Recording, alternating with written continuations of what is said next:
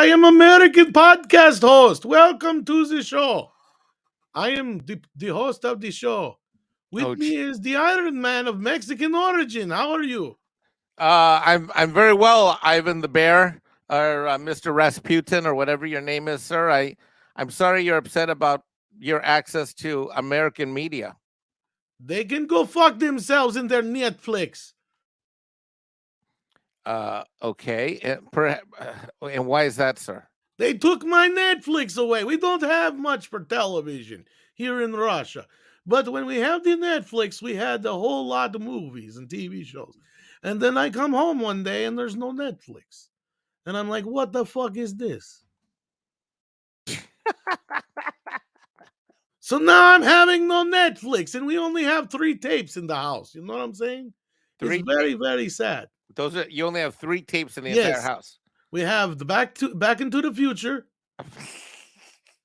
which I like a lot. It has the Michael J. Fox and the Taxi Man driving DeLorean. And then we have the Smokey and the Bandit is my favorite. It's got the Burt Reynolds. And then we have All Dogs in Heaven, but somebody taped over the last half with the football games. So I have no idea if the dog goes to heaven. And he sounds just like the Bandit. You knowing this? No, I'm not knowing that. No, you don't know if dog go to heaven. Somebody tell me, please. Will dog go to heaven? Maybe. People are saying Red Heat. This movie is bullshit. It is not real movie. It's not a true story. I'm just telling you now. Not a true story like Sonic the Hedgehog. Sonic the Hedgehog is a true story? Yes. How is Sonic the Hedgehog a true story? I saw the movie. No, oh, Jesus.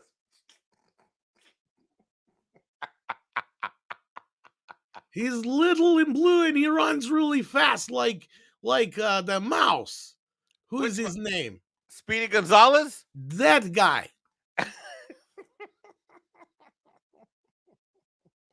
I'm not knowing where the rest of the people for this show is, but we're here to do the show.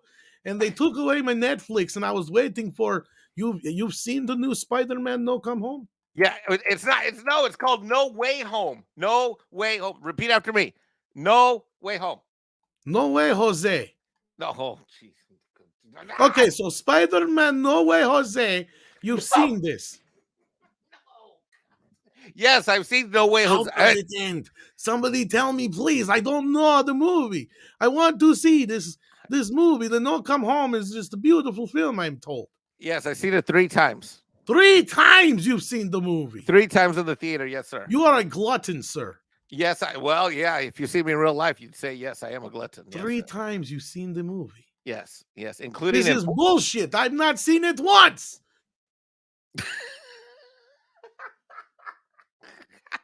I'm starting my own Netflix, but I'm calling it Netflix. Doing it myself, starting with 3 or 2.5 movies and half a football game. Wait, why do you have to wait? What? Why do you have? Well, I have to put on the movies. I got the Back into the Future.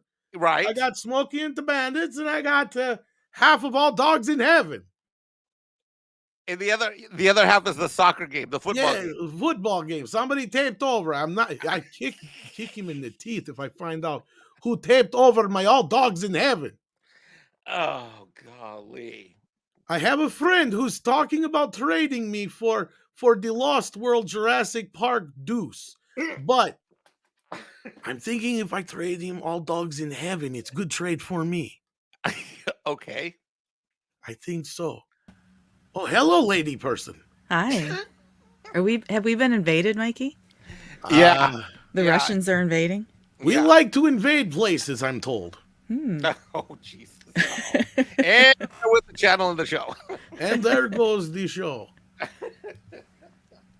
And with that, koalas in the rain. No. No, not yet. Not yet. We just no started. fucks given. No, we just started. Koalas in the rain. Do. Hello, everybody. No fucks given. Welcome, Six. How you doing? Koalas in How the are rain. you? Everybody's late today. I don't know where everybody is. I don't know where Late? Script Doctor is. I don't know where Culture is. Hmm. But we got Tweaky Kid in the house who says Toma or Tama. One of those two. Toma! Doma. I am glad to. Oh, okay. I gotta do this right. I am glad to be hearing you. Bandit was on Saturday night live. Really? I like that show too. Confusing me because his name Turd Ferguson. Nice hearing your Turd. Well, who's Turd Ferguson? That is a stupid name. Is this the Amber lady who is hurting the Johnny Depp's pirate guy? Kurt Ferguson is a character on Saturday Night Live. I don't know if you know that or not, though. Yeah. I haven't watched Saturday Night Live in years. That's the only other problem is like I haven't seen it since like the Will Ferrell days, really. I mean, I watched a few episodes here and there, but I'm just like, why am I watching this crap? And here we go. Stephanie Janicek throwing out the news right off the bat. 6, you should be glad to hear this. The Acolyte has been pushed back to October. Yeah, Stephanie went live talking about it. Y'all should sub to Yeah. Stephanie's channel. She's awesome. Yeah, I heard about this. But I don't understand. Yeah. Leslie Headland's stunning and brave, and she brings diversity and inclusion and whatever the effing fracking hell else. I'm Leslie Headland. Bonnie, I keep telling you the force is female. Wait, Fred, I don't know about that. I said, my name's Leslie. You're going to blow my cover. Fred's trying to get into directing, and he knows the only way how. Trying to get into her rectum? Yeah. I said directing. Oh, But a rectum will work too. that's where it's going to end up. The It Acolyte. might. We got Joker voice in the house and says, Tom is the greatest Russian bot ever. Hail Mikey, 6 blowing kisses, hashtag keep talking. We got some member milestones as well. Joker voice sent a member chat, didn't say anything. It just says he's a member for 9 months. And then we got Goddess of Whim for 13 months as well. And then we have Rave Girl, one I can bring up on screen here. Thank you so much. And a new member in Ed Straker of Shadow. Let's see what Woohoo! he is. He is a minimum effort puppy. So we got to give him a sticker. Here we Yay, go. Rave Girl. Yay, Ed Straker. Here we go. Of Shadow. Shadow. Aw. He's the minimum effort puppy. Bambino's the fucking minimum effort. Why don't Oh. Mikey? Why don't you give any love to the little dog behind him waiting his turn? That dog is a maximum effort puppy in the making. That No, that's a motherfucker's delegate. That's a maximum delegation puppy. He's like, I can't wait for this minimum effort guy to get off this treadmill. I'm That's going right. to so wreck it. Like, he's like, I'm going to run. Instead of And we going have to Script another Doctor. machine. What was that? Instead of going what? Instead of going to another machine at the gym. Oh. It's taking a Hey, break. Hey, Script, how you doing? I'm doing well. Sorry I'm late. I was on the phone negotiating a deal. So Yay! Listen to this high roller here. He's a fancy fluent, high flying falutin tootin. maybe. Beavis, he's like hard, but he's not hard. Where's He my said Where's my ears. Congo member video, Tom? Congo. I think you got it with a Russian Tom. What is his name now? What did you call him, Mike? Which one? Turd Ferguson? No, something bear. I forgot No, the Russian bear. the Russian. But what's his first name? I haven't come up with a name for him yet. I Oh, should let you guys name the Russian. He's either Rasputin. Get it? Yeah. Get the joke? Right? Yes. Putin. Yeah. Rasputin. Rasputin. Or I did have a name at the beginning. I forgot what I said. I can't remember. Mike Hale? Mm, Mike Ivan. Hale? I think you said Rasputin? Ivan. I think Ivan you're is- right. Mm. Yeah. Ivan Rasputin. Yeah, let's go with that. Ivan Rasputin. Yeah. Ivan Good one, Koloff. Terry. I don't get it. Ivan Koloff? Hmm. Okay. Get it? No, I don't get it. Oh my God. I really don't get it. I don't either. Ivan Koloff. Oh, okay. Think say it a little bit faster and Ivan Koloff. okay. Ivan Koloff. Ivan Koloff. And then add a soft T at the end. I don't want anybody to clip it. That's Chat, help me out, y'all. Maybe I'm better off being innocent. I don't get it. I like this one, Koala Nafukovic. a good That's one, what too. Chris likes. That's what Chris Rakowski says. Is Mark's 47 close? Yeah, that's exactly it. Oh, okay. Yeah, I don't do that. Kev got it. I don't get it. And with that, Moving on. You guys are gonna have to explain it to me. it's okay. We'll do it off. Winking off, Tom. Jerking your. Come on. Oh, okay. Now that I see it in chat. This sucks. That's what happens when it doesn't suck. Just so you guys know, this is still available. Just thought I'd let everybody know that. I wore Larry- mine yesterday. You did have Hashtag me one. poo. Hashtag me poo. Larry sends in a thumbs up. Be sure to hit that thumbs up, just like Larry. I mean, don't hit Larry. I mean, hit the thumbs up. Don't hit Larry. Mikey, I'll is hit your you. shirt pink too? No, it's not pink. I think you got Okay. the gray one, didn't you? I got the gray one. Yeah, they look best on like a white or a gray, Yeah, lighter mine, color. mine looks great. Because otherwise, I think they have to do like a white background on it. So it counts. I was wearing the shirt yesterday. I went out to walk Bambino down the street. One of my neighbors, who I now have met, his name's interestingly enough, his name's Tom. So, and he said, It's totally not me. I swear. "No, it's not you." So we were talking for a little bit because down here in South Carolina, you talk to your neighbors. And he said, "What's that shirt from?" And I told him it was about for the Johnny Depp trial. He's like, "It's a shame what that gal did to that feller." Did you hear that dude today? Because I was trying to listen to it while I was on the road, and it would, jump in and out because of the internet. But like, he kept saying stuff about a Southern gentleman. Yeah, Like he was trying to get him to like admit to like, what is that all about? Well, apparently Southern gentlemen don't ever drink a lot or do drugs with their cute lady friends. And as a Southern gentleman, I can tell you there are times where that may have occurred in the certain Mexicans' past. Okay, because I thought people were kind of trying to associate that with more like a conservative and or right leaning alt right. I mean, a plantation. Push, I push, don't- push, push, I push. don't know. Oh, That's not script. that's not where they were going. Where they were going with it is that he described himself as trying to be a bit of a Southern gentleman, and Did they're he trying just to do a Planned Parenthood joke? No, a plantation. Oh, okay. plantation. Way worse. I was gonna say, I'm like, What are you what? talking about? I live on a plantation. I was trying to figure that one out. I'm like, what did he say? Do you guys not know that on Hilton Head Island, the part of the island I live on is called Hilton Head Plantation Yeah, I know. in South But like, Carolina? yeah, but it was way more different in current era than it was, say, 100 years ago. Well, I like to go out there with my Right. corncob pipe script, and I like to, According to the woke You have folk, a white though, suit. hold on, let me go find one. I was gonna say, according to the woke folk, Mikey's all full of white privilege. So Well, Yep. he needs that plantation land for all those rabbit chickens. Yep. this There is we true go. because I am not feeding anymore. I don't know where the food's going, but they eat Rabbit like chickens are crazy. vegan. What? They But don't how eat. it enters they don't into the poop. rabbit chicken, we do not know. I don't know. That's what I'm trying. I think they absorb No it mouth. like It's from the the plant. They're Like interdimensional. They got a photosynthesis or little. whatever? They got a little interdimensional hole that opens up. I have no idea. Was that what it Oh. is?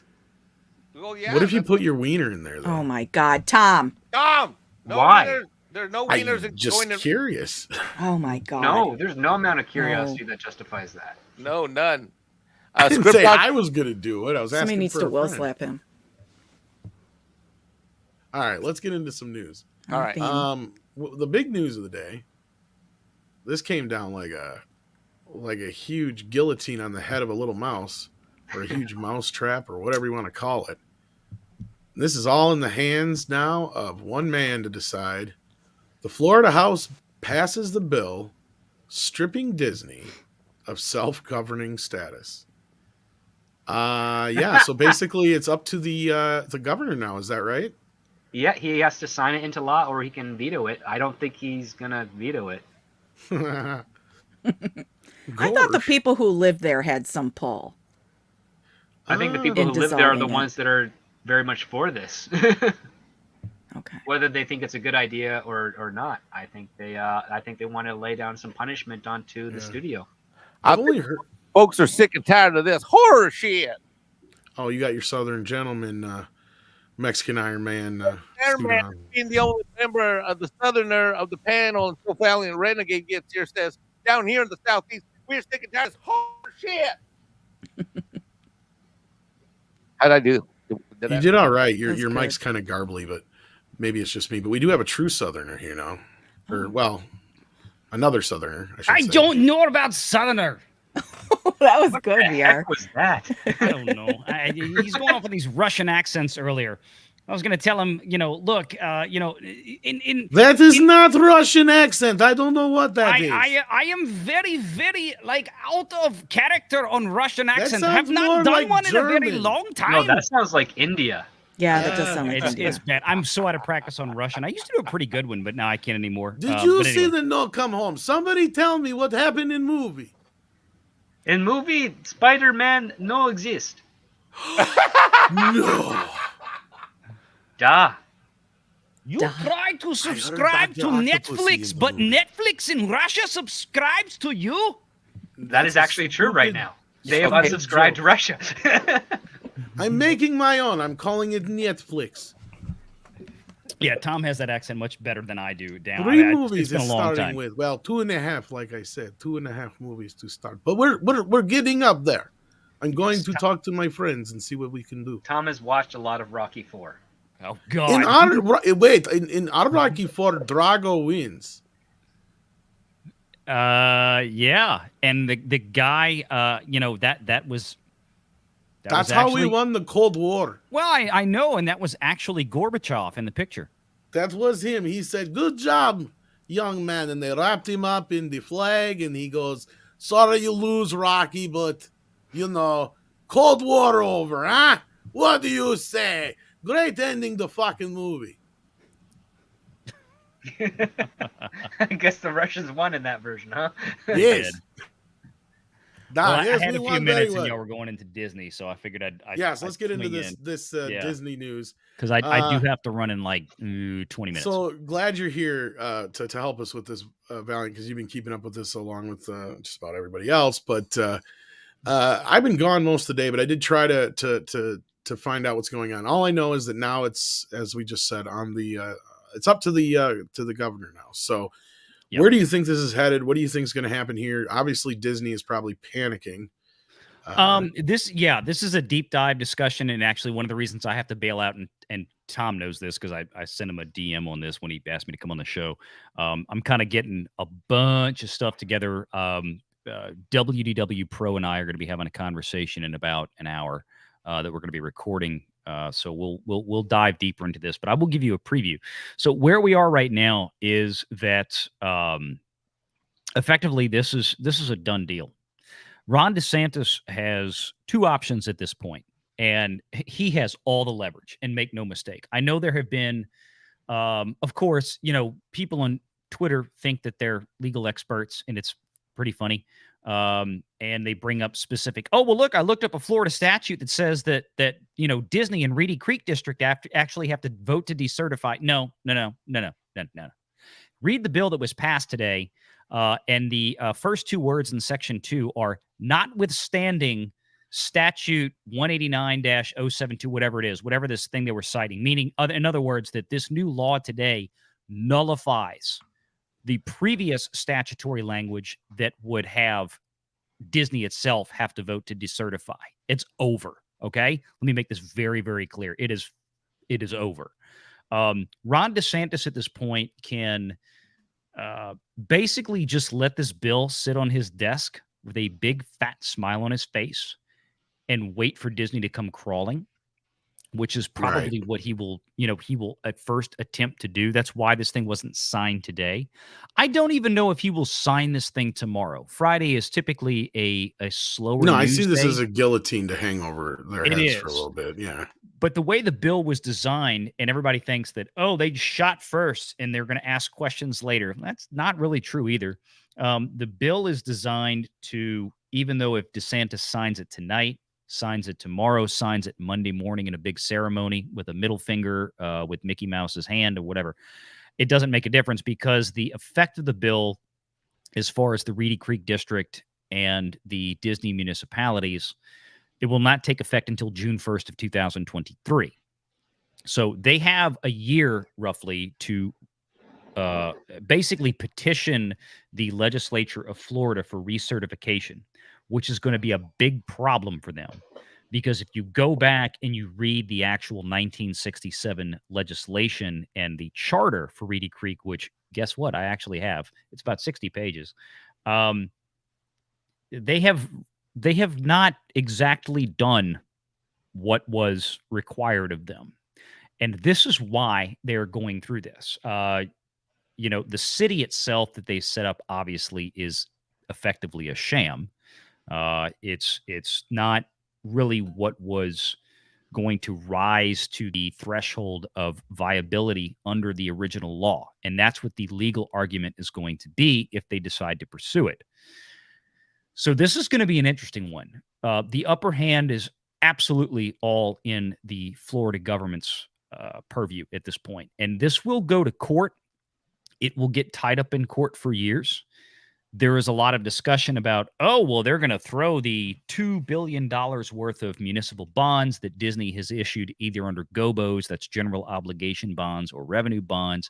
They're going to be thrown back on the citizens of Florida, and every household in Osceola and Orange County are going to be saddled with an additional $2,200 in tax debt. That's, frankly, pardon my French, that's all bullshit. Because I was going to say, that doesn't make any sense, because what they're doing here, like, to me, instead of them getting all these tax breaks, because I get it, their excuse is, but we have all these jobs, and we do all this, and we do all that, blah, blah, blah, blah. Well, that may be true. They're not paying in all the taxes they should be paying, right? Isn't that kind of the point? Yes and no, Tom. Here's the thing. The taxes are being had. However, Disney they're getting breaks, though, is my point. That's irrelevant, though. Yeah, but here's the thing. They're effectively paying those taxes to themselves. Right. That's the point.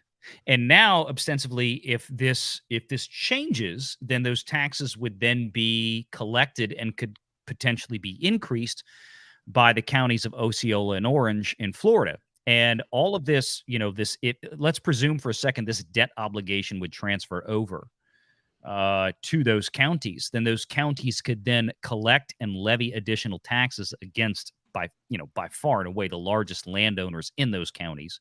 Billions of dollars worth of physical, real property there could then levy taxes against them to pay those debt obligations. So, to say that they're just going to drop these, hey, everybody's going to pay an extra $2,000 a year in property taxes is just absolutely, it's BS. Well, that doesn't make sense to me. Yeah, Ron DeSantis, the Florida legislature, no alderman or county council member, whatever they call them out there in Florida, would ever allow that to happen.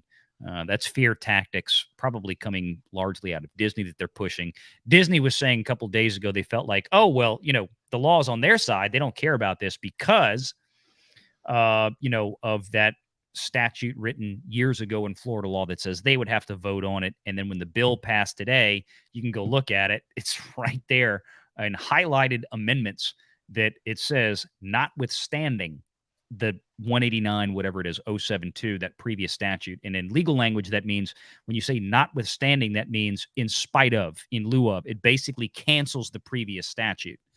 So, or any specific statute, depending on what it cites. Yeah. Right. Well, in that case, yes, Rip. They mentioned the specific previous, because again, we're not talking about, it's not like the previous legal language that people are referring to was a constitutional measure in Florida law, right? It was statutory language. So statutory language can be undone by new statutory language. It's kind of like, you live by the sword, you die by the sword. And that is where Disney is right now. And it's going to get interesting, but I'll be going into more details with it in the video, but it's a boondoggle. It is a boondoggle.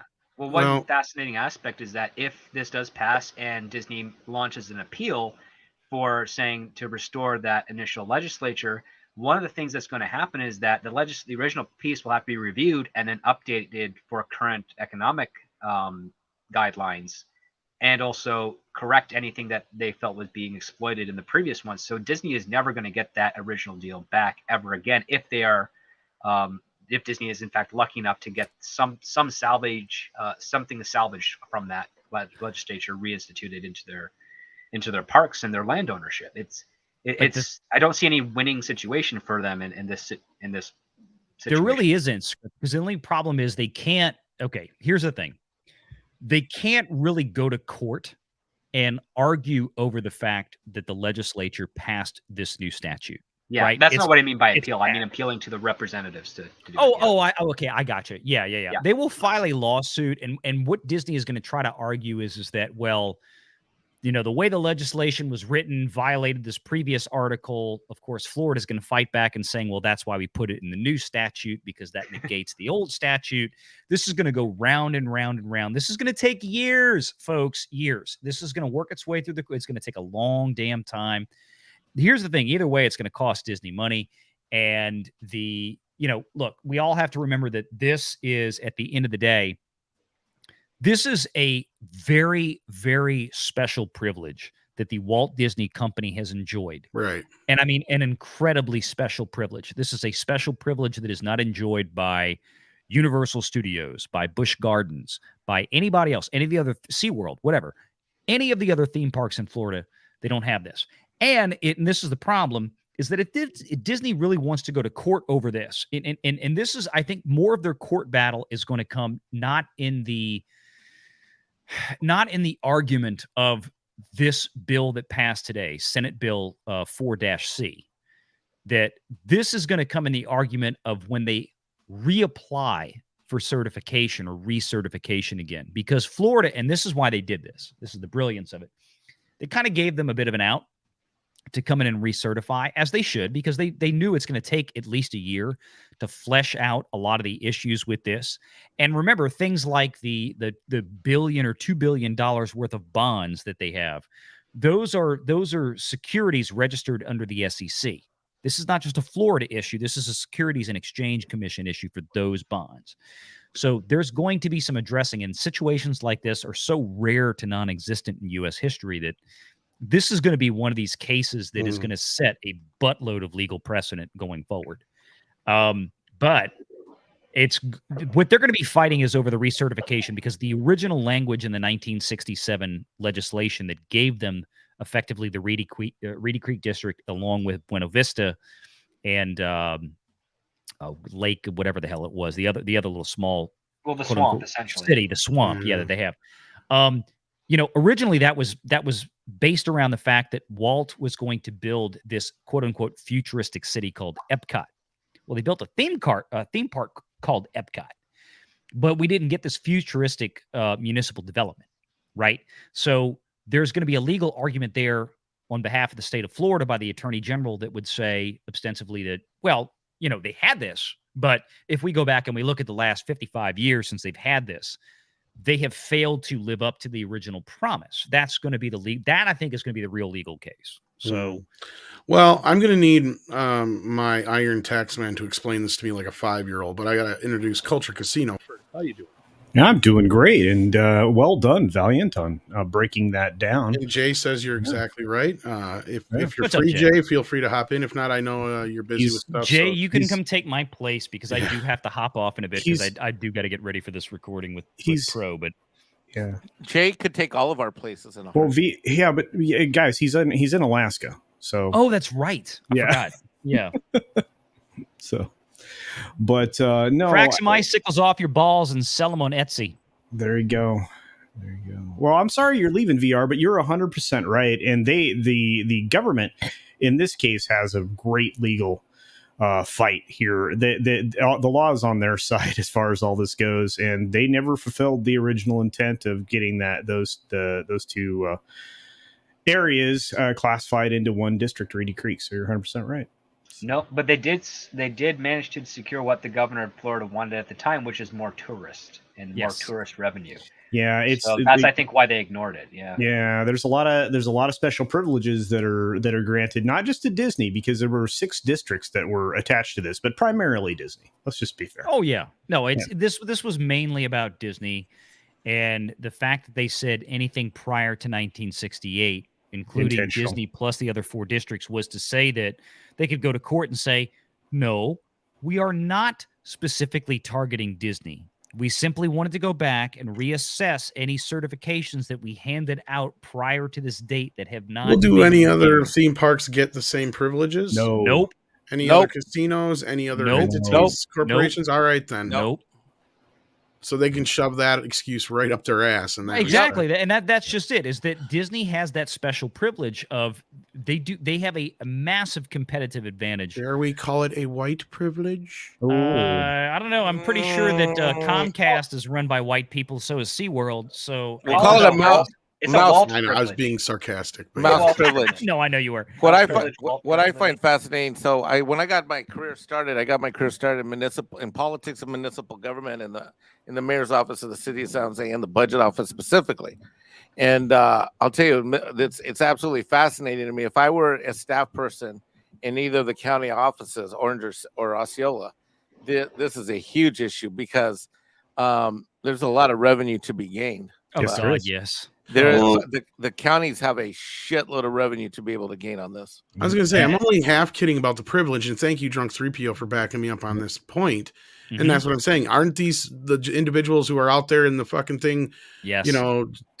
going and rooting for Disney today and against the bill and all that bullshit were the Democrats? And as Drunk 3PO said here, they were the ones who were trying to take this away from Disney in the not so distant past. Because isn't this like the epitome of privilege? Yes. Yeah. So it's great that Drunk is bringing up this point because we saw the same thing. October Fett wins. Well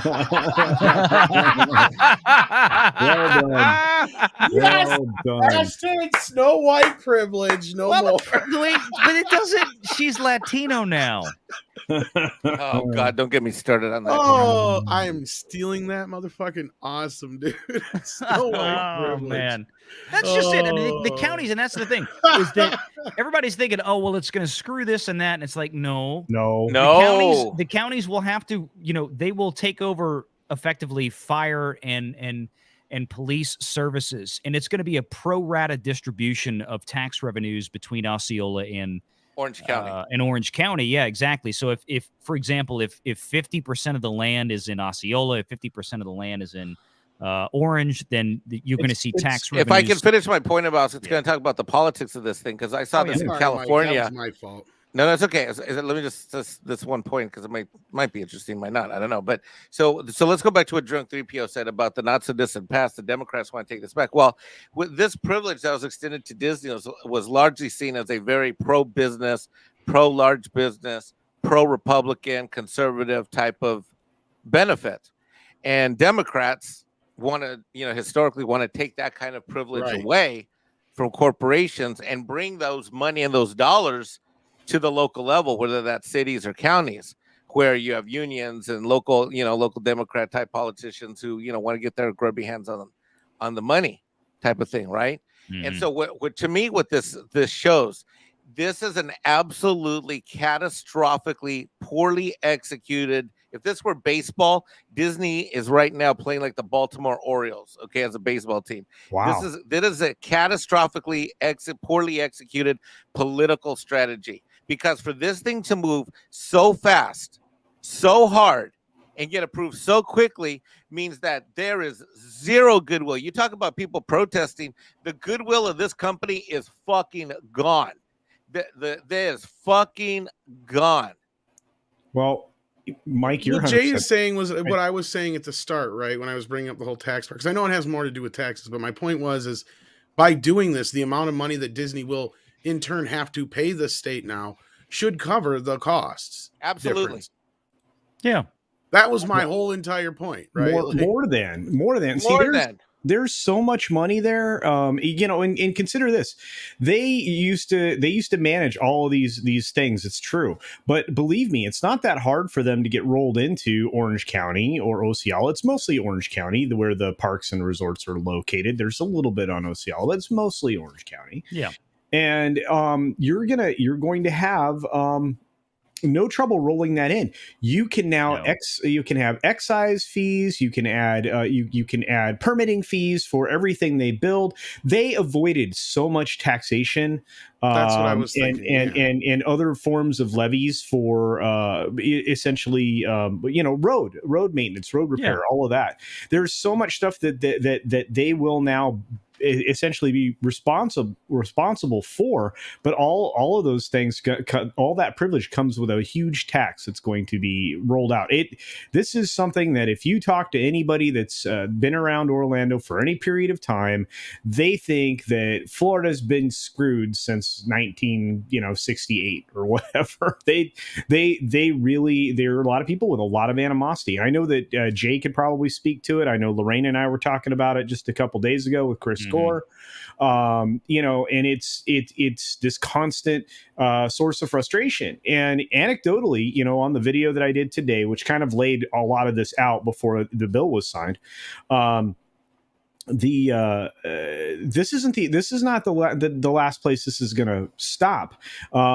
They brought in a pretty heavy hitting lawyer to be a lobbyist for protecting their copyright at a federal level. That's not going to play well, especially if there's a churn in the House of Representatives. Well, I was going to say 2022, the midterm elections later this year are very likely to be a massive wipeout for the left.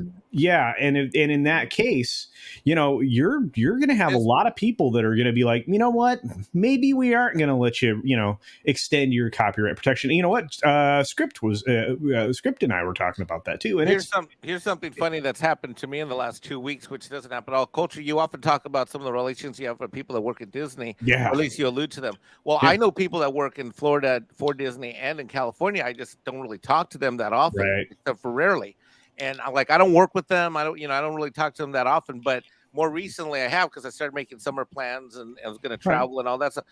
I was completely unaware of the hostility between Florida Disney staff and California Disney staff. Oh yeah, they don't. Yeah, they're not. Well, this is another thing that's going on behind there is, according to both of them, they can't stand each other. Like, I've talked to 5 people, 3 that work in Florida, 2 that work in California. I had no idea the level of animosity. Well, and this is another thing that's going on, Mike, is them building studios and shit over there. We were talking about this. Yeah. Exactly. Why do you think? So that a lot of these people don't want to move from California to Florida. That's another reason why they've been resistant to all this shit. And who has been trying to move this company to Florida? Who is the man? Who has been trying to move the company to Florida? Who came out publicly and said it first off, we're not going to get involved in politics? Chapek. Damn right Chapek did. And then that all this, and this is like I said, this is the only thing that potentially could save his ass at the end of the day, is he has been the guy since day one that has been saying to the board ostensibly, don't do this. Don't do this. Don't do it. That's the only saving grace he has right now. Yeah, we're going to move people out. We covered the articles, Midnight's Edge, Culture, myself. We all covered these stories when they came out a year ago. We're moving 2,000 mid and upper level management positions from California to Florida. This was the start of the. According to Stephanie, it was Iger 2 years ago. Well, but Chapek was the one that was pushing for this, and he's the one that got it going back in 21. But they know they needed to get out of California. I mean, just from basically unincorporating in California and then eventually reincorporating in Florida. Yeah. I mean, that was the strategy. Yeah, that was absolutely the strategy, and that is where they had to go. And and they were warned. And I don't think. Don't get involved in this politics shit, and they did it anyway. And they dragged Chapek into it, kicking and screaming. He did not want to do this. If when they do incorporate into California, or Florida, I don't think there's going to be a very big welcome party. No, not now. Well, that's kind of what this was. Yeah, I mean, a month ago, this was their welcome party. Yeah, it's like, oh, you want to call us like fucking all kinds of shit? Well, we'll call you out for what you are, and then we'll do this. And this is just a bunch of politics ball. This is what I hate about this whole thing, right? I'll be honest with you guys here. I mean, this is interesting just because it's, a lot of what goes on at Disney is hanging in the balance here. But like, to me personally, this is not the reason I got into this. I did not get into this to talk about politics. I got into this to talk about fucking superheroes and RoboCop and shit like that. Like, yeah, we all did. So to me, this is like permeated Hollywood. I know, right? And so this is them getting a taste of their own medicine in that respect. And I mean, Six, you've been awfully quiet this whole time too. What's your perspective on this at all? I've been working on my Russian accent, to be honest. Are you going to get moose and squirrel? So far, I have a middle-aged Midwestern white woman down pretty pat, but It's kind of close. that's as far out of the country as I've Kind of like gotten. Czechoslovakian-ish. I do have to run though, guys. I'm sorry. All right, I we'll gotta take get care ready of for this. that. I've got a prior commitment, but thanks for having me on. I wish I could stay longer, but Say hi to Pro. I will be listening in the background while I get ready. Y'all take care. Awesome. Take care. And while we have a moment, let's get into these super chats here. Mr. Gregory says, call the Russian Tomify. I've been drunk enough. I don't know if there's a Tom name in Russian anyway. Rave Girl says, the entertainment industry is imploding before our eyes. Yes, it is. Yes, it is. Well, at least Disney is. This is what I had to explain to my dad today, too, because, of course, him watching his fucking CNN all the time. And that's another thing. I hope you didn't buy a lifetime subscription to CNN Plus. Really? Do tell. You mean what I said? Yeah. 1 month it lasted. A whole month. Why did they? But only a month? That's Yeah, only a TV month. shows go on for weeks and weeks. I can't believe that they already They shit got rid of it. So the original bill for this that they were supposed to have was like $100 million, right? And it was widely reported that it had exceeded 250. And today, somebody actually came out and said it was about $300 million that they dumped into this. I heard Zaslav cut it off at the fucking. I mean, why? Nobody wants this, right? You have less than 10,000 active daily users. That sounds like to me this was done basically to spite Zaslav.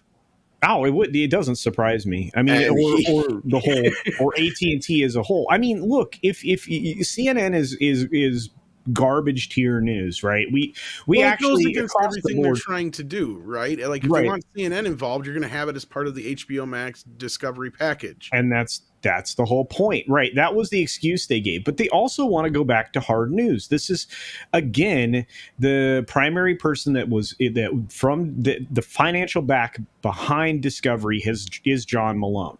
John Malone wants CNN to be hard news, so much so that he really pushed for this to happen. Right. And in not this opinion based stuff that we've been getting for a long time. And I tell you what, if CNN gets forced back to doing hard news, just information reporting, it will put pressure on all the other entities to do it. I don't see it happening unless Zaslav tries to make it so. There are 3 or 4 more people that are going to go bye-bye at CNN. Oh, I'm not surprised there. This thing it's a dumpster fire. No. And I know that's not what you asked, Rave Girl, but yeah, it just reminded me of that, and I wanted to bring it up real quick since it was news. But that's all there really was to say about it. It's gone. It's done. Yeah. The intern of war is here and says, will Disney learn from this? Nah, they're trying to bring back the guy who made this nightmare in Bob Iger. Yeah. The people that work there want that. Well, but what does the board want? That's the bigger question. Right now, I guarantee you're dealing with a split room. Mike, what do you think about which aspect of the this? Board? Look, one of the things we talked about a long time ago is I talked about how weak this board is. This board sucks. This board, Susan Arnold matters, and then the rest of this board is just a bunch of weak assholes. No, they're paychecks. They're paychecks. They're paychecks. They were all came in under Iger. None of them are real leaders. They're, when you have someone on a board of directors of a Fortune 500 company, you want people that are stewards. Stewards are people that are leaders, and they guide, and they have a strategic vision, and they are the true heart and soul and pulse of the organization. That's not what these people are. These people were cherry picked and put on there, and if we go through their records, I mean, at least half of them are literally, truly diversity type hires. These are people. The solution for the future is not going to come from. Unfortunately, the decisions are going to be voted on by the board of directors, but the only one that's been there long enough is Susan Arnold. She's the only one that's been there, I think, about 15 years. All the rest of them are weak one way or the other, and inexperienced. Well, she does have strong leadership. She is LGBTQ, and she also didn't want to go diving into this politic thing headlong. What does that tell you?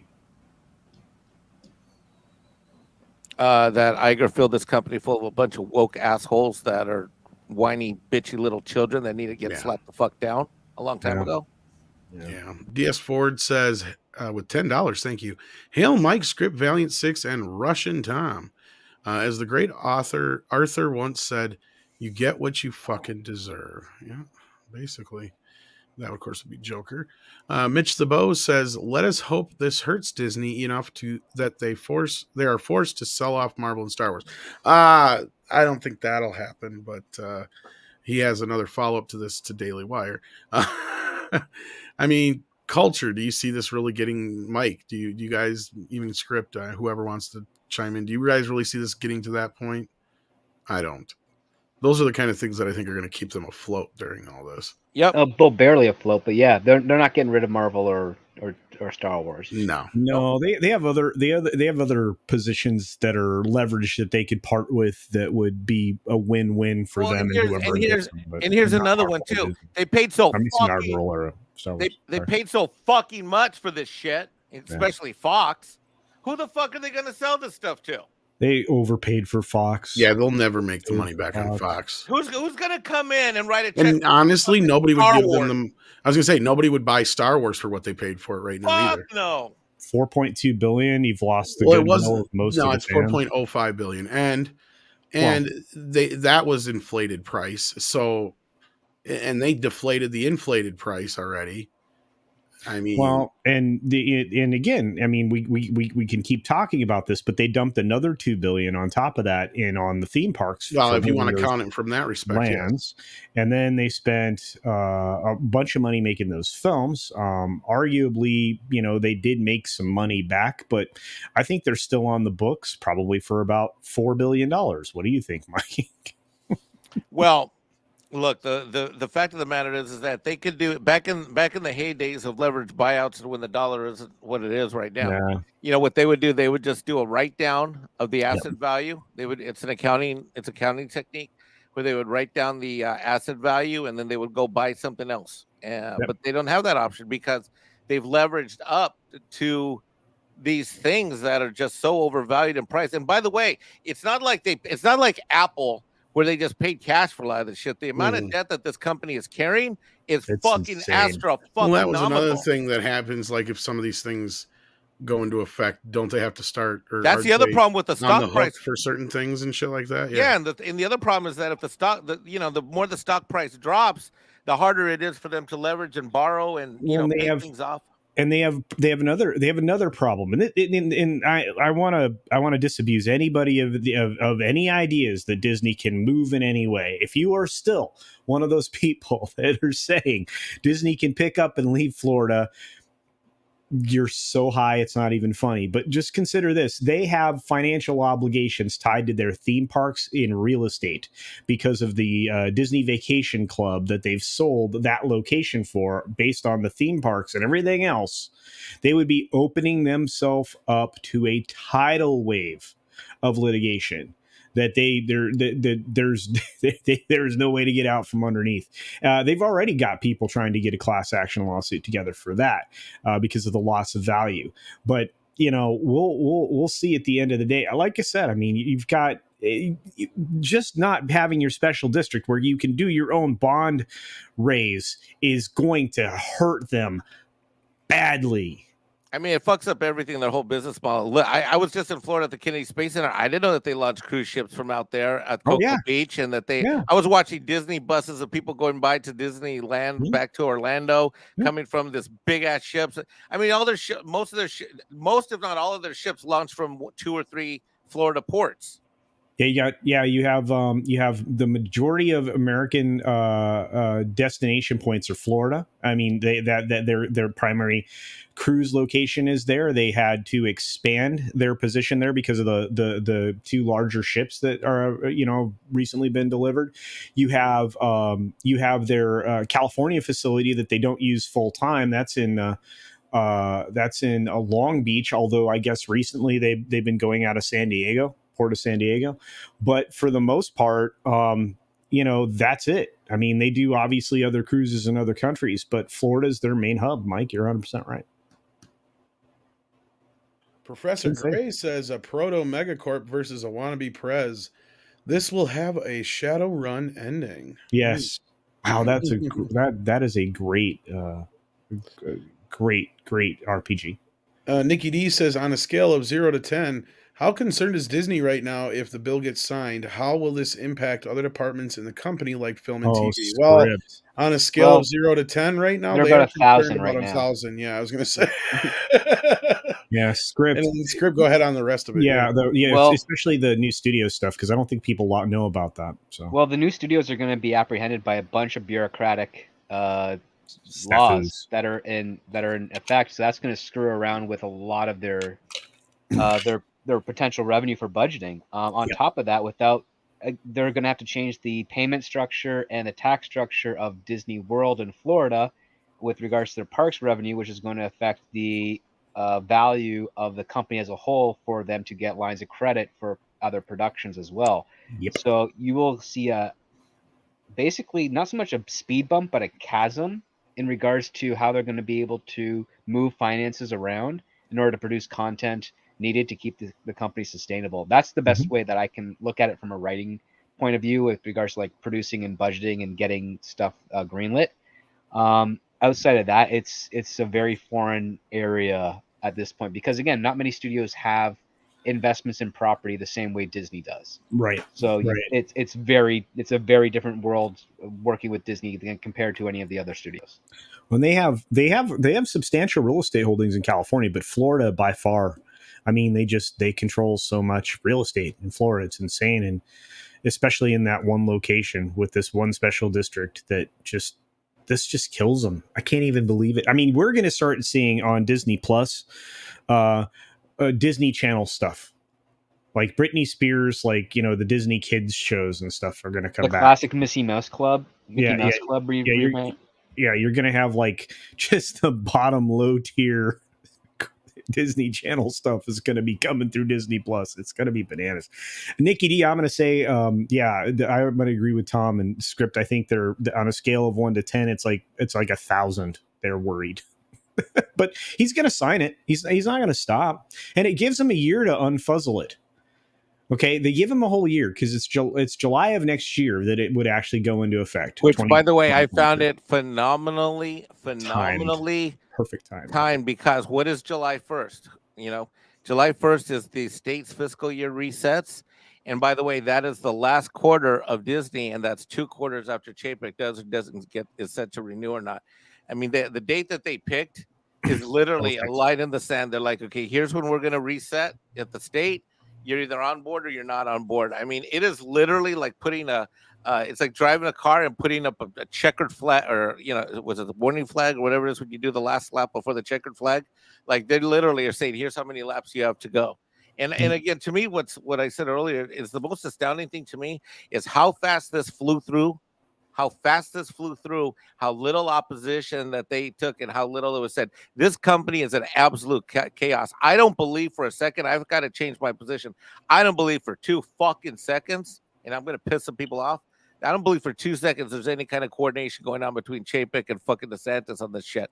No way that things would have went down like this way. Not this fast. And what I do think possibly might be happening is Chapek is flying close to the sun and letting this thing play out.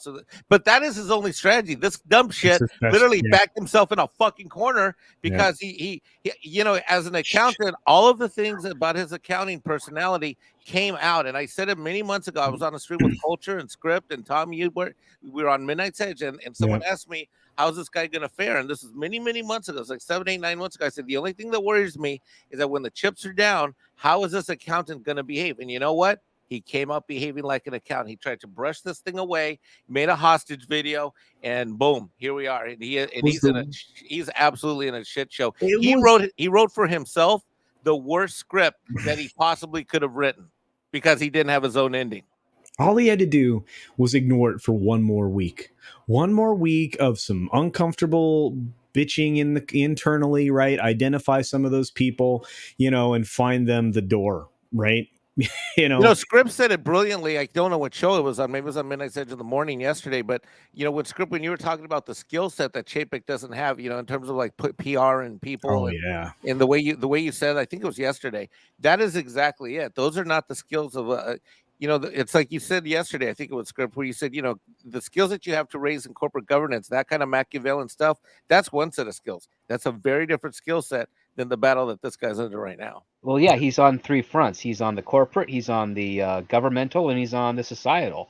And he's clearly, I mean, you hope that they're going to be equipped for those other two facets, but he doesn't appear to be in that case. And unless he's willing, like one situation I could see for Chapek, I'm giving him a lot of credit, but I don't believe he's doing this at all, would be that he wants this bill to go through so he can work with the legislatures in the state to come up with a far more lucrative bill that could transform Disney and really solidify a more permanent stronghold within the state and within the parks and the financing of it. But I don't think he's thought that far ahead, because his entire mission since Iger has kind of further divorced himself from Disney is to just make the company profitable again.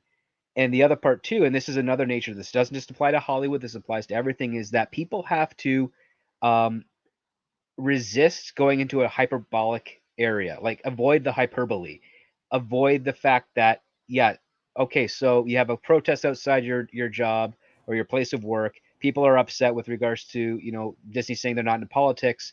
You're going to have a bunch of people saying this is the biggest thing ever, we got to do something.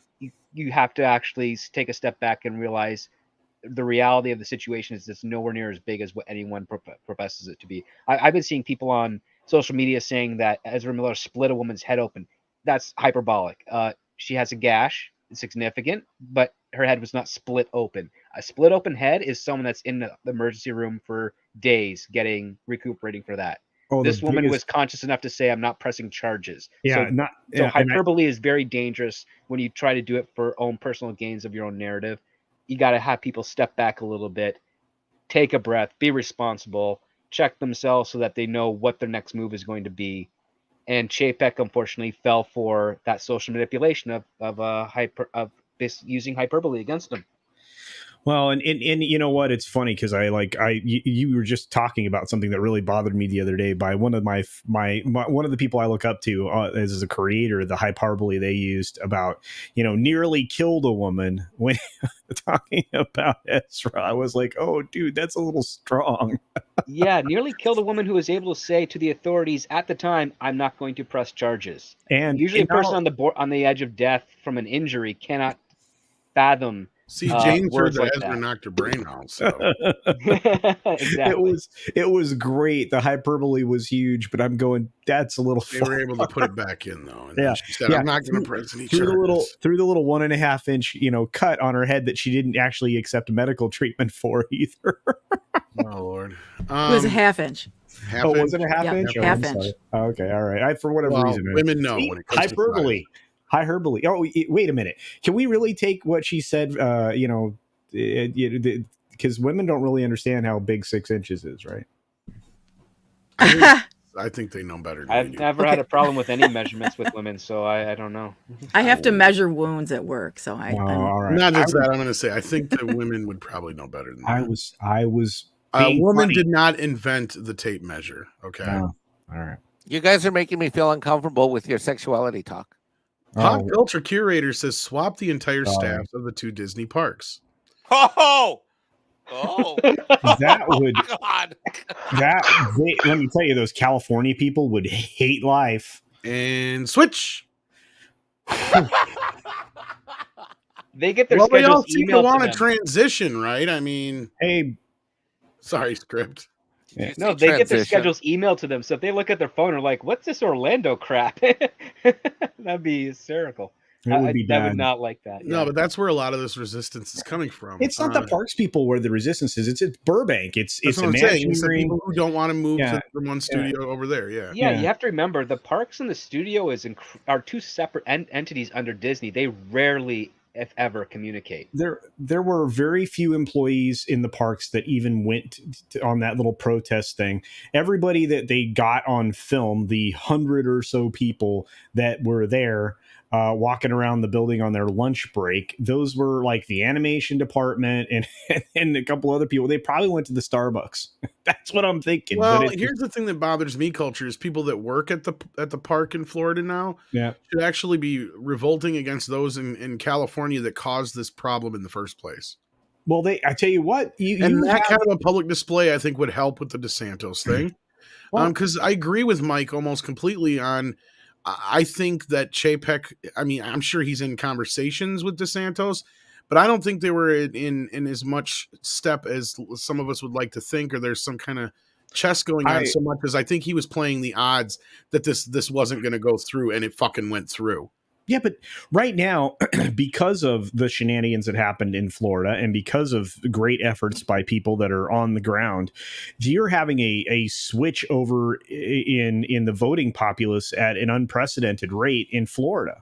And it's reflected in their House and Senate right now. What I was They saying are earlier, though, too, predominantly red. before I trailed off on the CNN thing, because this is what started it, was like I said, my dad, the only part of this that he knows is what he sees on CNN. Right. So he sees all the resistance and shit to it. I'm like, Dad, do you even realize what is going on here? And he didn't even know what the fuck was going on. So I had to explain to him that this all traced back to that don't say gay thing, and explain to him that whole fucking thing. Because evidently they're not reporting on this part on the certain parts of the news, right? Yeah. So that's what I was trying to take. I had to explain all this shit to him. And after I explained it all, he's like, well, that's dumb. I'm like, yeah, so they're sacrificing all this shit for a couple 3 dozen people who are pissy because they can't, they don't, well, let's not even say what I'm getting to, but I explained to him basically what the bill was and what people are viewing it as. Yep. And I said, the people have had enough. Yeah. And it's pretty easy, pretty clear why you want to, to teach things to kids. Kids are very impressionable, and they look to the adults in their life as essentially models. They believe it or not, that's the term role model comes from the fact that you're acting out in a way that somebody looks up to you. Kids look up to their teachers. They look up to their their community leaders. They look up to it's not just that. It's about, transparency and the parents knowing what their kids are learning, which I don't think it should matter whether it's biology, sex education, math, history, social studies. I think a parent has every right in the fucking world to know everything their kids are learning in the classroom, period. Yeah. I think like I said, I think that's as a parent, I'm saying I think that I guarantee you my parents knew what I was being taught in school. And I know my mom did, because she had to basically tie me down to a chair to get me to do my fucking homework. But Exactly. But so I want to know, how are you pushing this Marxist ideology in math textbooks? Because Florida just said, "Now we're not going to do these textbooks because of this." I had to explain CRT to my dad today. Oh my God! The film says Zaslav. Go ahead. Sorry, Mike. I was just going to say, culture, the first you have to understand is math is raricist. No, it's not. No, yeah, it is. I saw that somewhere on Twitter.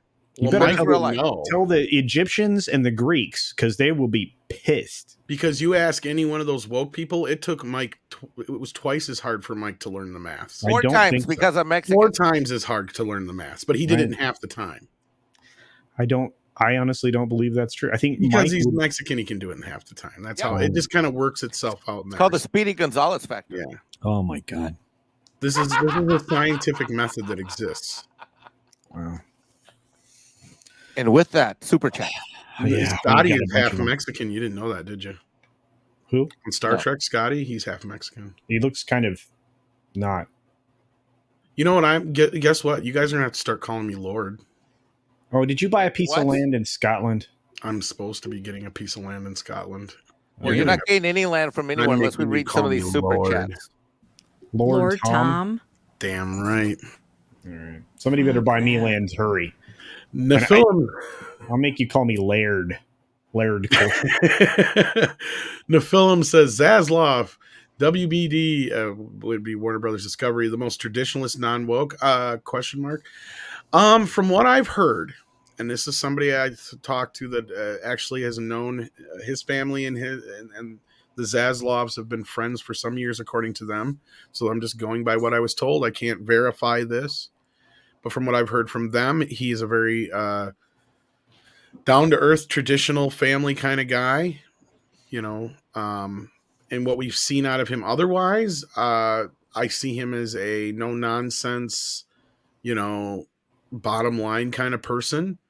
He doesn't dress or act or seem like, I haven't seen a lot of him yet, but I mean, just from what I've seen of him, he doesn't seem like the type of guy who's more worried about what people think of him so much more as just getting the job done. And I don't know if that's a fair assessment, but what do you guys think? We'll see. Yeah, That's a good yeah. point. I need more road to run before I'll venture an opinion. Based on reputation, though, he is, and again, I'll speak on that. His reputation is if something's broken, he's going to fix it, whether it's to completely eliminate it or to retool it. You can tell that in just what he's done with Discovery as it's grown, and he has inspired a lot of financial support. So you don't do that easily. You don't do that easily. And I mean, you've already seen positive things coming out of him just, in the first few days of him grabbing the reins over at Warner. So Yeah. we'll see. We'll see. Larry brought up a very good point. When I'm a lord, that means I'll technically be a Highlander. Does that mean I get to have a clan? Do you guys want to be in my clan? Well, you have to have the land you own has to be in the Highlands. Shh, don't spoil my. And also, idea. I think you have to negotiate with the citizenships over there. If you have a Scottish passport or a relative with one, it makes things a lot easier. Why do you always got to dump reality on me, Script? If it means that you're going to wear a kilt with no underwear, I'm in. No, whoa. I got the sword. I got both of them. Speaking of kilts, I gotta get started on my something. They also might be resistance because your last name's Connors, and that's Irish in origin. I told that to Andre too. I'm like, that's what's cool, is I am an Irish guy owning some Scottish land. That's awesome as fuck. And our next super chat is Stephanie Janisek, who says board needs to be changed. Reality needs to descend on Disney. Oh God, yes. Oh, Stephanie, I am so on board with you. Yeah, well, I know you know that, but yeah. Wow, that sounded inappropriate. No. Yeah, she did a great video just a little while ago, a little live stream talking about the delay on Acolyte. The Acolyte, yeah. Stand by, that may come up later. Delayed. Lots of things are delayed. Have you noticed? Yes, there is. We got some news on that in just a minute. We got to get through some more of these super chats. Mecca J says CNN Plus came and went like a fart. Yeah, we talked about that a little bit earlier, Mecca J. They are no more. That was quicker than, what was that Quibi thing? Quibi, yeah. That's the funny thing, because again, I mean, I was talking about this several days before they announced that they were giving it the axe, right? And I'm like, this thing is going to fail any moment now. It's just poof, gone. See it. Bamagrad says Disney would be bound by zoning laws, building codes, business and corporate regulations, that Florida sunshine laws, and possible requirements to open their books, as well as other laws and codes. Now, this is an interesting thing here, because do you guys remember they're under investigation still? They are. They're under 2, and they're still open, and nothing's happening with them. I wonder how that's possible. Yeah, it's crazy, right? Like $6 billion is non-existent in the company. Hey, $6 billion can pay a lot of people off. It's a lot of money. $6 billion with a B. Yeah, you can pay. That's what I just said. Oh, I thought you said million, but yes. And it's been under investigation since what, 2016, 17-ish? Yeah, it's been a long time. Long time. I think it was 2018. I mean, you have to remember they were first kind of getting in trouble. Mike might remember this, when they were building the Shanghai park in China, and there was a bunch of money that kind of went missing in the Chinese pockets. Graft is illegal there. I mean, like, punishable by like not living anymore sometimes. Graft, you mean theft? Tomato, but yeah. There's a lot of money missing, and there's 2 instances. One, a whistleblower came forward and kind of rattled the cage. I don't know. There's two investigations, and nothing. Yeah, we'll see. Michael Miller says, "Does Disney do a massive purge and abruptly end this?" That's what's going to be my next question to everybody. Basically, is what do you think the next play of action here is? Like, okay, obviously, Chapek's going to, and this is my opinion, Chapek's going to have to go crawling, begging to DeSantos. And like I said, they're going to have to make some public displays. I'm sure they're going to have to say some things publicly to make this shit go away. What do you guys think? There'll be an apology tour, that's for sure, but it's going to mean nothing unless there's actually significant action and change within the corporate structure of Disney. And the weird part about it is that what DeSantis is doing in Florida will actually manipulate actions and jobs in California, which technically they could lobby a petition against, because it's basically saying you do not have jurisdiction over the state of California and those business things. And I don't think Governor Newsom is going to stand by with DeSantis trying to dictate what a company in his state gets to do, regardless of the fact that they have another company almost exclusive to a degree. Again, the parks and the studios are not the same thing. You cannot be hired as a cast member at Disney Parks and find yourself working at Disney Studios within that structure. You have to quit Disney Parks and apply to Disney Studios. And even then, they won't even take into consideration your experience at Disney Parks for your job. So yeah, it's going to be a very interesting aspect here. So yeah, it all comes down to what Chapek's going to do. He's got great leverage at the moment right now to purge a lot of the problem actors in the company.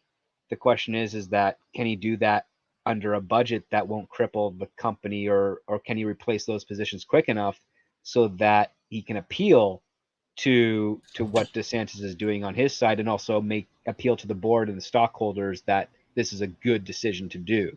It's going to be very difficult to negotiate. I don't envy him, and this is why I don't want to get into this level of production. I'd rather just be a writer.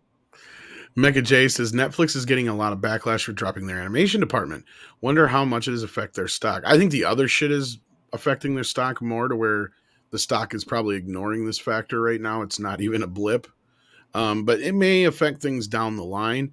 That just tells me they're just going to basically, whatever they bring on for animation will just be done by outside places and whatnot. That's all. They probably weren't producing enough to keep it afloat. Because this is a problem Netflix has now, is they have to create all their own content. Well, not all of it, but a lot more than they used to, let's say. And maybe doing animation themselves just wasn't cost effective. Yeah, and they're doing a lot more aggregation of content than they ever have before from other markets around the globe, which is why you're getting more of these Korean dramas, Korean horror, Korean stuff. It's why you're getting more international fare on Netflix, which has a certain appeal to an American audience, but at a certain point, that's going to wear thin. So they're between a rock and a hard place, to be honest with you. You imagine how much it's costing them to put a gaming studio together?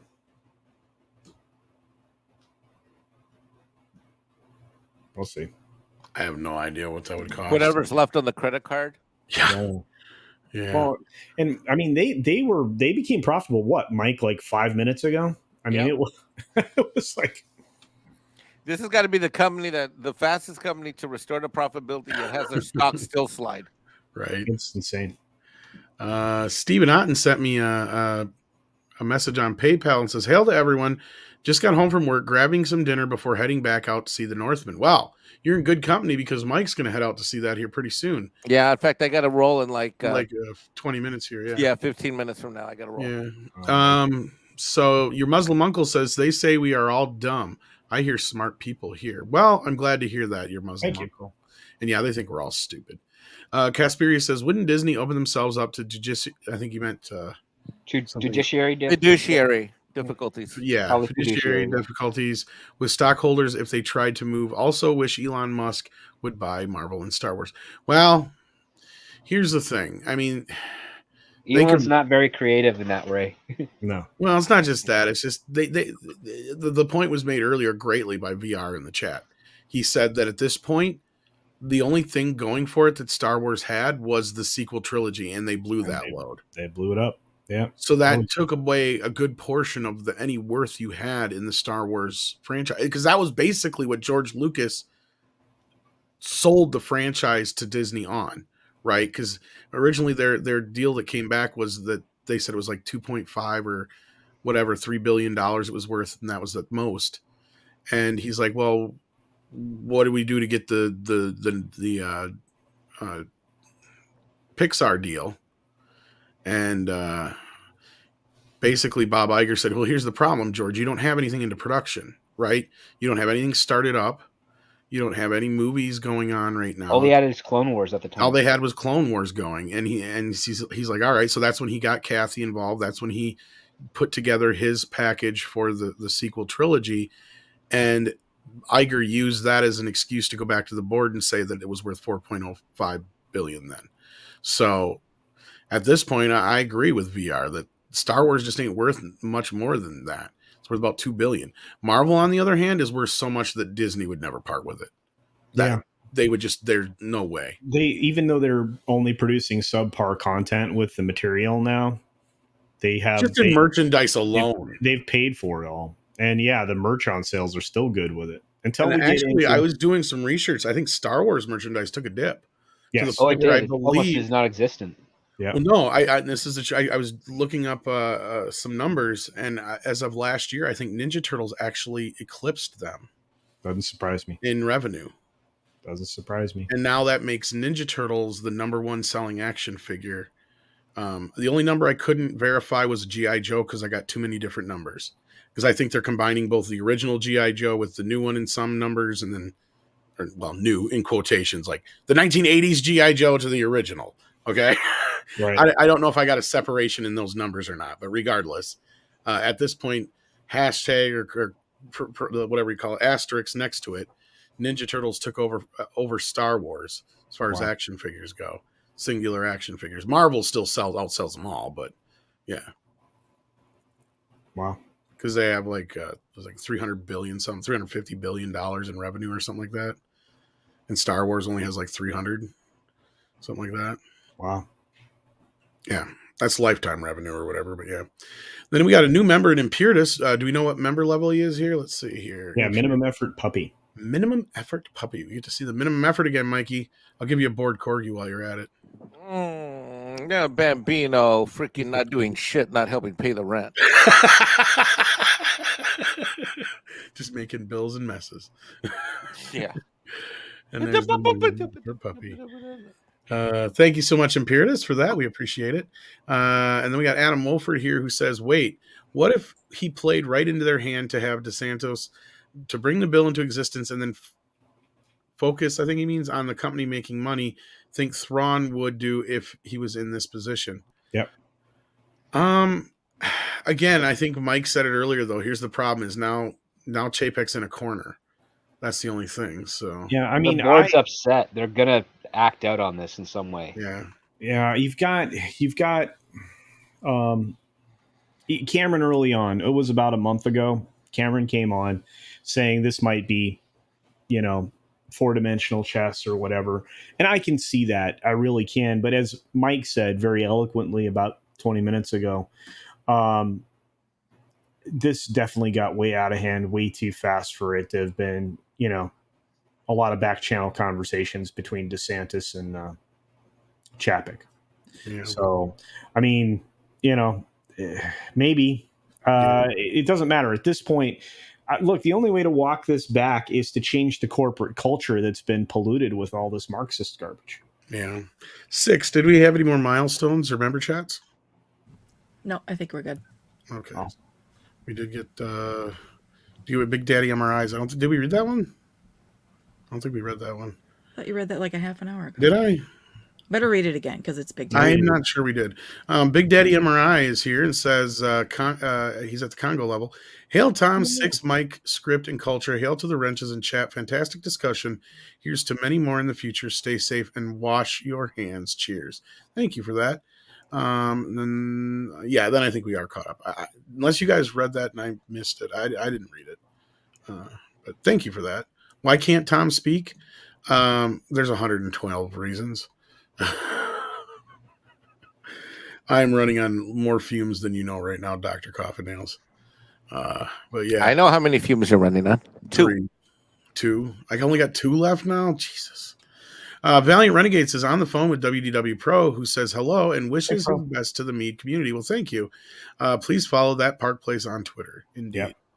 Then we got Peter Smigelski here, who says, my nephew-in-law says in Vegas they have no homework, so his parents have zero idea what he's taught in schools. This is something I've heard more and more of. That kids aren't really bringing shit home, and I wonder why that is. Well, they need to be taking a look at the textbook. They need to be taking a look at the syllabus. Don't just expect your kid to just hand over what's being taught. You got to look for it, maybe.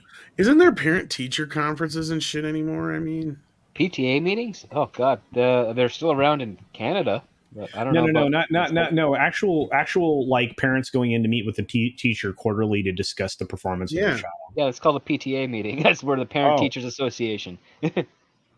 No, here a PTA meeting is when you go in a group and meet up to talk with the representatives of the school. It's all teachers. It's basically you as a parent go into the classroom that your child goes into. The teacher's there, and you meet with them. And if it's like say a secondary, like a junior high or a high school thing, you go to various different classrooms and everything that your kid attends and speak with the teacher there. Not necessarily on one-on-one, but usually in group settings. Yeah, we call it parent-teacher conferences. Yeah, PTA is like a big meeting with all the parents together, or all the ones that are willing to come. Yeah, all of the people who are engaged in the conversation. And that usually has less to do with their students, or their individually. It has more to do with the school and as a whole. Yeah. Ensign 441 says, for culture, check out the Dismantling Racism PDF at the Equitable Math website. Sounds like you already have, to see how CRT gets shoehorned into math. Yeah, I think I'm going to shoehorn some other things out of some stuff. Math's racist. No, it's not. I'm actually going to dip out now because it starts at 9:15. No problem, Mike. I got to roll. So you Mikey, guys have a great rest of the show. Love you. Culture. It would be great if you embrace diversity and inclusion on your channel more. I'm looking for a new ESG program. All right, I have ladies on there once in a while. What about brown representation? None. He's racist as fuck. Ever. Well, I have. You know how I was talking about starting a Highlander clan later. I mean, I'm not gonna call you out, but culture already has a clan. I mean, me and Tom. I mean, I noticed Tom's waiting for links. I never get a link. And Tom's in the group. It makes me so sad. But he knows I don't know how to use group chats. Mike, you're always welcome. Why do you do that? You make me feel bad. I love you, Mike. Oh my God, I'm teasing you. Okay. Stop it. I love you. I'm teasing you. He's going to see the Northman. Enjoy Go watch your movie. Go. All right. Bye, Script. Bye, Mikey. Bye, Mike. I'll talk to you tomorrow. Bye, Six. Bye, Culture. Take care. Drive safe, brother. Thank you. For those who are waiting for Spider-Man Across the Spider-Verse, sorry, it's getting delayed. I wasn't waiting. Nobody was. Should we listen to the article, see how robotic it is? Robotic. Spider-Man. Across the Spider-Verse delays release to June 2023. 6 is reading this. What? It's like the follow-up Robot to 6. The 2018 groundbreaking CGI hit Spider-Man Into the Spider-Verse was to have opened in theaters in October. Anyway, it was supposed to be out in October of 2022. It's moved all the way to June of 2023. Do you know what's funny about this is that they also announced something and confirmed something that I knew was coming, which is Madam Web. Yeah, they've been talking about that for a while. Yeah, I don't know how the reveal. They revealed the two main cast. One is an up and coming actress who's been doing pretty good, named Sydney Sweeney. Mm-hmm. And the other one is a name I can't remember. But yeah, they're in there. This is one of Amy Pascal's dream projects. Well, she's involved with anything Spider-Man anymore, but yeah. Well, no, she wanted like Silver Sable and a couple of other characters. Yeah, that shit definitely in there. So, what do you guys think is behind the reasoning for this? Well, because Into the Spider-Verse won an Oscar, I suspect that they figured with the restrictions on theaters being lifted, that this could be a summer blockbuster hit, because that's usually the window to gain that. I would say that's kind of foolish because it didn't do well in the box office initially the first time around. So I think they're really holding out hope that this is actually going to be a hit, and they think that this window will probably be the best opportunity for them. And I don't think there's another Marvel movie in that window, in that 6-week period, for them to compete against. So I think that's why they took it. I mean, I'm famously known as like the one person in the world who hated this movie, so I really don't give a shit. Yeah, I honestly could care less, and I'm going to end up caring even less than less. I thought I heard Sony had delayed some other films, but I thought they'd have it in this article, but they clearly don't. But yeah, this also on the heels of hearing the Acolyte is delayed. But yeah, I think Script's right. I think this has a little bit more to do with the timing of it. I think they are hoping they're going to get a little bit more box office out of the summertime. What do you think, Six? Good to know. I think she stepped away. Yeah. She did say be right back. Sorry. Go ahead, Culture. I think another great thing that was part of this announcement is we're going to get the return of the real Equalizer, Denzel Washington. Oh, really? Oh, I thought you meant the real Equalizer from like the 70s. Oh, no, he's not with us anymore. But no, Yeah. But the cinematic Equalizer returns, not the television version. We get Denzel. I like Washington. the Denzel one so far. That's right. Yeah, we're getting Denzel's Equalizer 3. Is it gonna cross over with Queen Latifah? I doubt it. Is it gonna have a scene to see who can kick higher? Denzel. You sure? Pretty sure. Okay. Yeah, he's like twice her age. You know? Yeah, except she can't lift her foot past higher than her knee. So yeah, there was that news, and then the Acolyte is delayed. Okay. I didn't even know this was still happening, I guess. There's not even a casting announcement for the Acolyte. Yeah. So, what do you guys still think? I mean, I thought the odds were pretty slim on this happening. Now that they announced this other new delay, I think it's like really not happening. I think it's very Rogue Squadron-y. Yeah, but Rogue Squadron had a way faster turnaround. I was going to say, I've actually heard some rumors about Rogue Squadron still being worked on. So they're trying to salvage it. Yeah. But it's a terrible script that was submitted to them. So, yeah. And you're surprised? I think we're more likely to get Rogue Squadron than we are to get Acolyte, but Disney's not having a good history with releasing stuff that they announce. Well, I mean, Casio keyboard has been done for a bit now. I don't know what they're doing with that. I would have thought they would have put that out now in between this and Obi-Wan to kind of keep some momentum going. Well, they try to have a little bit of a slim overlap and birth between the Marvel shows and the Star Wars shows, right? So, right. But I thought they said they weren't going to worry so much about the overlap now. Clearly, they have to because Moon Knight's not performing well. No. That's because everybody drops out of this shit. They make it so fucking hard to get into. I have not been able to get in any, and I actually liked the first episode all right. I was like, all right, it's kind of getting me interested, but then the second episode was both better and worse at the same time. They've had 2 episodes drop since. I have had zero interest to go revisit it. No. Somebody did a review. That's what I'm saying. And then Az was talking about how bad it was. And it's like, he was actually one who liked like the first 2 episodes. It's like, well, he's hating the 3rd episode. Then, yeah, look. You had 6 episodes to get an audience, and you got rid of me after the first. Isn't the whole show only 6 episodes? That's what I just said. Well, then you only have, to me, you only have like 2 or 3 because at that point people are going to check the fuck out. Well. But you have to be good consistently the whole way through, or you're just going to drop your audience. You don't have a lot of time to get the job done. And, you lost somebody like me who loved the character in the first episode.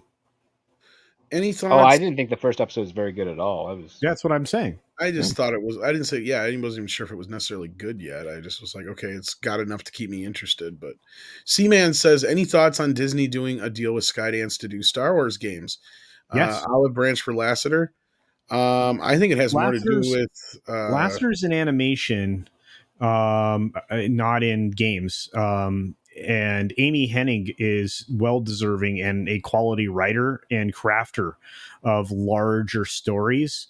So I think she's an excellent choice. This is on the heels of a Marvel game that Hennig is involved with as well over there on the software side, because this is their. Otherwise, Skydance does have a lot of close relationship with JJ too. Yeah.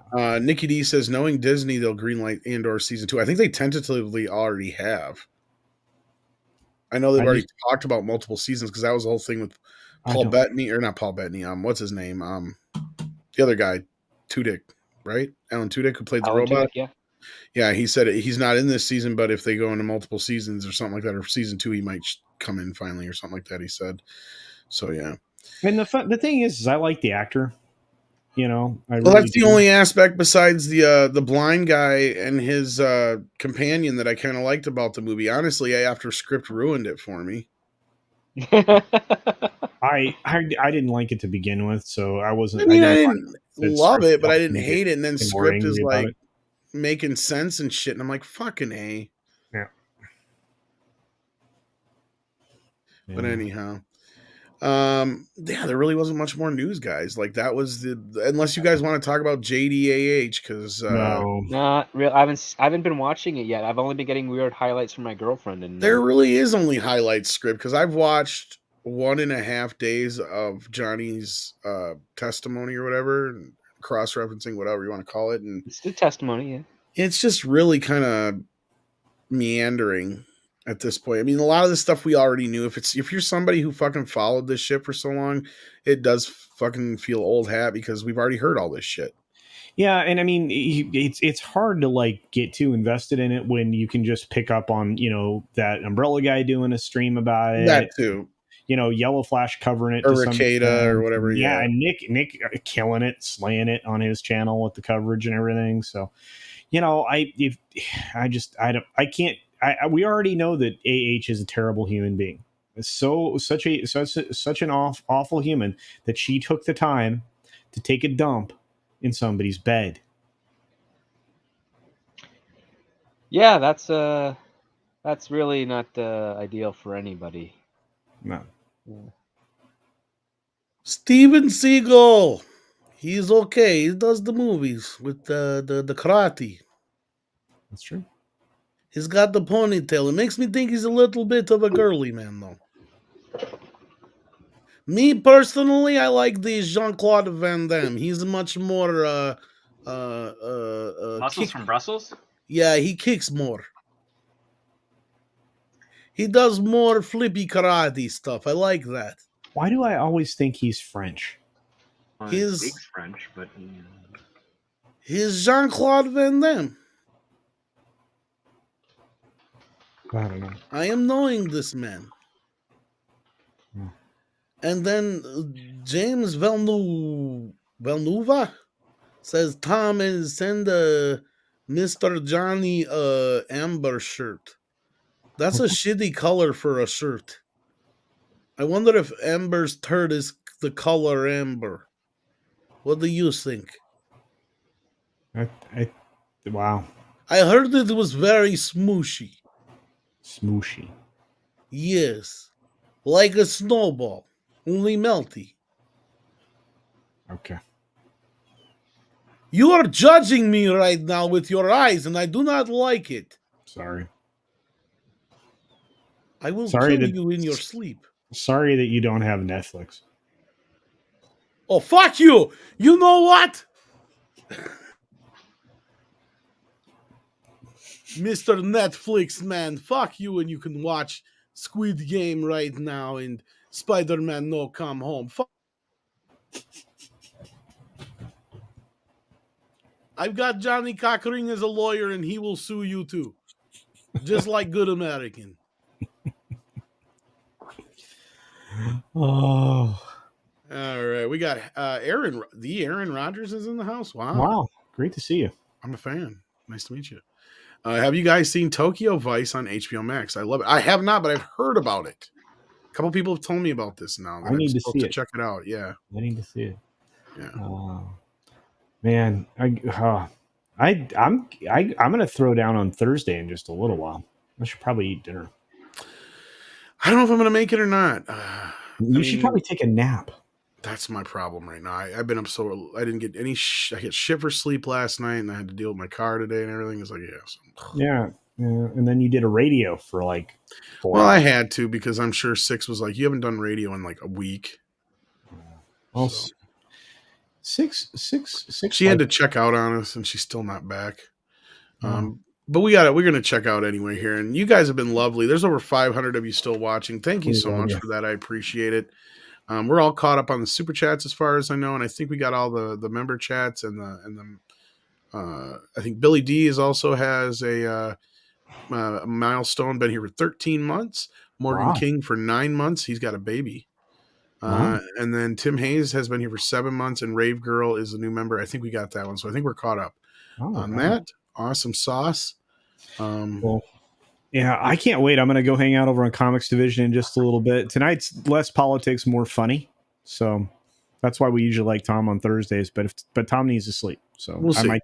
We'll if see. you I come like to over hop there, in if I can. I may kick you out if you because Why? you need to sleep. Hmm. What if I decide to do another late night culture stream on That's Sunday? true. Nikki D says, will the Disney stock rebound once Doctor Strange and Thor 4 open with massive box office returns? I think both will earn $1 billion worldwide.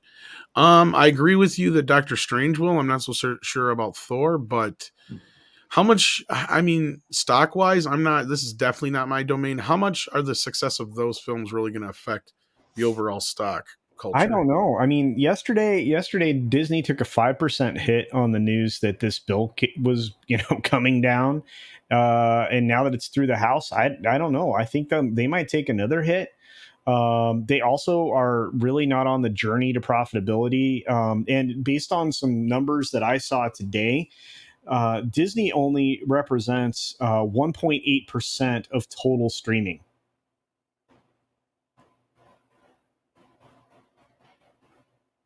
Yeah, they don't have a very big streaming base. No, but I mean, like people who actually like watch their content. Yeah, they don't. I know they don't. 1.8%. And I think that's why I know they were looking at the fact that they're going to have to change some of their the way they approach things because they got more adults watching than kids, so they got to worry about that. Yeah, they need to go to a way of combining and permanently bundling together all of their stuff, and they can't increase the price. And they just did a holdo maneuver to like make it artificially inflate numbers subscription wise for Hulu and for Disney Plus at the same time. They can't do that again. So we'll see what happens with the next quarterly numbers. But the problem is that they pumped up streaming as the salvation of the company and the new horizon. They were also counting on their theme parks to make a return, which they have, but it cost them a lot of goodwill in Florida. Now you have all this political mess. I don't know. You don't usually see stock bumps that are directly relational to the performance of films, but it's possible. Doctor Strange 2 will probably do okay, although word of mouth is a little rough. Oh, we lost script. And I think Yeah, Thor, you had to go. I thought I was going to be able to hang out for a little longer. Yeah, my problem. I kept talking, but I think Thor is going to have not the opening that they would hope for, and once word of mouth gets out on it, I think it's going to crash and burn. But I don't know about $1 billion worldwide for either of them. I think of the two films, Doctor Strange has a better chance of getting there. I'm looking at probably 780 million, 750, somewhere in there. I think it's going to perform along the lines of the Batman. Yeah. Somebody sent me, I believe they meant to send me a PayPal, and they actually sent me, they requested money from me, but they didn't give me a handle. But they wrote, speaking on streaming going down the drain, what is your opinions on channels showing legal anime stream in YouTube? I am from Southeast Asia. We have Muse Asia and Annie One Asia showing English sub anime legally in YouTube. Is YouTube future of streaming? Yes. Well, it's not going anywhere. And actually, Paul Chato did a great fucking video recently about YouTube. And it's not so much about the anime side of things, but just in general about how YouTube could be a contender in the streaming business a lot more than it is if it just realized what it needs to be. And you're watching it right now, right? Like that's part of it. And the other part of it is what you just said, making other things available to anybody that wants it. And doing it in a way that's either cheap or free with advertising, right? That's YouTube is something that people use on a daily basis without thinking about it. So I think that they're really not using it to its full advantage. But as far as the illegal side of things, I have no idea on that part.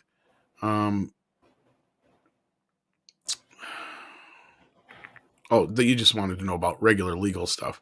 I don't see anything wrong with it as long as it's legal. And yeah, I don't think you're wrong about YouTube being the future of streaming. So yeah, well, thank you for the request. I canceled it because I'm not going to pay you for it. And the tracking on Doctor Strange 2 has it targeting 170 million That's pretty good. domestic. Rugo Beta has become a minimum effort puppy. Thank you so much for that. Let me grab the stickeroo. That means it might bump between 70 and 85 million on open. All right. There's a handsome kid. Then Goddess of Whim says, "How do you think Netflix will enforce password sharing?" IP. I was gonna say IP address, pretty much. Or device ID. Most likely device ID. That way, if you happen to be traveling, they won't force you to do another step. They're already kind of limited on how many devices and shit you can have it on. So yeah. But the Movies Anywhere stuff and everything had already been doing device ID stuff. You had to remove devices in order to add a new device. So yeah. C-Man says, "How long do you think Disney will hold out before they have to make changes? Feels like they are at the edge of a cliff." Yeah, we were talking a little bit about this earlier. I mean, there's really not much they can do other than, like I said, basically, I think at this point, Chapek crawling to DeSantis, finding out what it's going to take for them to not do this. And DeSantis can put the bill in his pocket. Yeah, exactly. Like I said, it's basically a guillotine held over their head right now if they want to decide to act out like children again. It's the knife, dangling from the ceiling at the moment. From a string. Absolutely. A thread. And with that, I think we're going to take Bryant Barth's advice and say goodbye. Six, check out Six's channel. Are you still here? Yeah, I'm here. She's back. Yay. So you got a channel, right? Six? No, I don't. You don't have a channel yet? Why don't you have a channel, Six? I don't know how to edit a video. Yeah, you have a great voice. Just go live. I sound like a robot, though, right? No, God, you know what? I was teasing. You're going to make me feel bad. No, don't feel bad. It's easy to guilt him, by the way. I like Six's voice. So, and when I read your little chats in the morning during the 6-minute daily, I hear your voice in my head. So. That's kind of creepy. Not really. I do that with you too, Tom. That's sexy. There you go. Also, check out Culture's channel, and Six needs to make a video, so she has a channel. She yells at me for doing a Congo level video. Tell you what, I'll do a Congo level video, and when you put up a video. I've been asking for a Congo level video since last year. All right. I'll figure something out here. Yeah, and I can edit your videos, Six. Really? Yeah. That or we know people who do stuff like that. Yeah, we do know people who do that now. Nice people. Handsome people. See, and Kronos says he likes your voice as well. See? Oh. See? Like Even Kronos. Storm King. Everybody likes Kronos. Thank you. See? All right. So we're going to wrap it up. Okay. What did you have to say, Culture? No, I'm going. I'm going. I need to eat food. The boss is going to make food. I'm hungry. And if you don't like my politics, don't buy my book.